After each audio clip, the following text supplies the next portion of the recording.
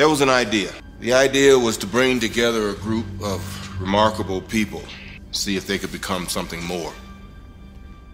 Uncle Pete, guess what? They've got full-size candy bars a few blocks up. Mom, can we go? Next stop, Cavity Town.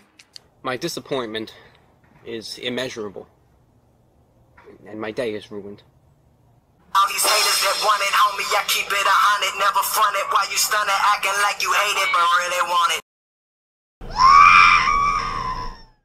What's up, YouTube, and welcome back to the channel. This is Green Bear, aka the Beskar Boner, and today we're going to talk about the Young Avengers being introduced into the MCU, what members we've introduced so far, and some we might be able to see down the road. Before I do that, I need you to grab your bow and propel an arrow straight through the middle of the like button, then race to the subscribe button with super speed while your brother bends reality by ringing that damn bell to make sure you receive each and every single notification of new content this channel has to offer. Alright, now let's get into it. The very first Disney Plus MCU series gave us a Wanda in the midst of a mental breakdown on her journey towards the Darkhold. And along the way, she somehow conjured twin sons out of thin air. Billy and Tommy, also known as Speed and Wiccan in the comics, are pretty much what their names indicate.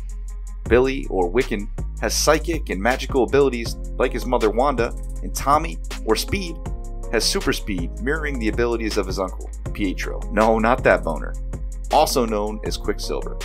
Overall, the WandaVision story left us guessing weekly, dissatisfied by our probably unrealistic expectations, and a year later, still holding unanswerable questions, like, are Billy and Tommy even real? Where the hell is White Vision? And who the fuck is Ralph Boner? But we'll save those for another video. Next, we got the Falcon and the Winter Soldier.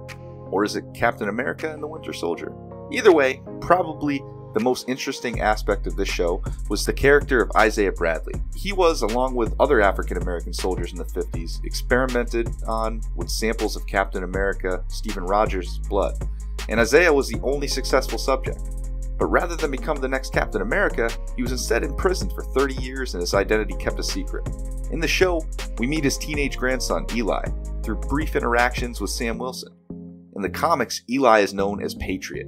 While Eli's parents were conceived before his grandfather was experimented on and did not inherit his super soldier blood, he eventually becomes in need of an emergency blood transfusion and receives one from Isaiah, giving him a form of the super soldier serum running through his veins and the powers that come with it. The next show we got was Loki. This was, in my opinion, the best MCU series to date, but that's besides the point. In addition to watching probably the most consequential addition to Phase 4 before Multiverse of Madness was released, Loki introduced us to the concept of variance, the sacred timeline joining the wider multiverse, the one who remains, and the idea that Owen Wilson still got it. Beyond all that, towards the end of this series, Loki finally gets pruned and we get to meet a much younger version of him who was also pruned for killing his brother Thor. This character is Kid Loki in the comics, and is a reincarnation of Loki in the mainstream Earth 616, as opposed to his variant form in the MCU series. The main obstacle to getting him into the fold with the rest of reality will be somehow returning him from his exile in the land of Alioth. After Loki, the next addition to the team we meet in live action is Hawkeye. No, not that one. This one. Kate Bishop was raised in and witnessed the Battle of New York. Clint Burton becomes her idol after actually saving her life during the battle. And in the show, he involuntarily takes her under his wing and, shows her how to quarter flip and stuff, while cleaning up some of the messes he made during his days as Ronin.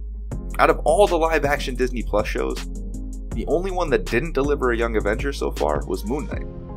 And that brings us to our last addition to the team, America Chavez, as introduced in Doctor Strange 2: Multiverse of Madness.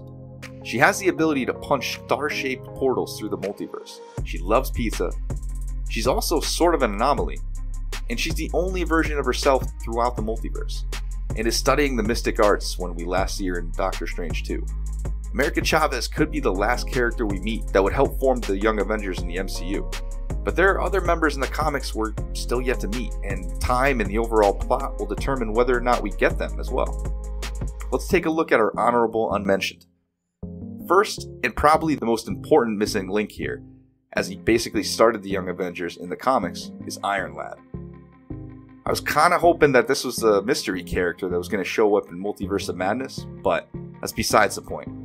This character is a version of Kang the Conqueror, who was contacted by his future self and basically decided he would do all he could to not become Kang. With the addition of Kang in the MCU, his character becomes possible and more than likely after the events of Quantumania play out. Another honorable unmentioned candidate is Teddy Altman, or Hulkling. This character is half Skrull, half Kree, has the ability to shapeshift, and has superhuman strength. Future tie-ins for this character are him dating Wiccan, who we already mentioned, and also the Secret Invasion series we've already found out we're getting on Disney+. That's a possible way that we can bring him into the team, or at least bring him into existence in the MCU. There are definitely some other characters that I can probably talk about today too, but I'm not sure how likely they are to be included in an eventual MCU series or movie. With that being said, if you made it this far in the video, I appreciate you. Please though, like the video for me if you support the channel. It really helps me grow. And if you're not yet a subscriber, go ahead and push that button. You can always change your mind later. That's all I have for today. Thanks again for tuning in, and have a great day. I'm out.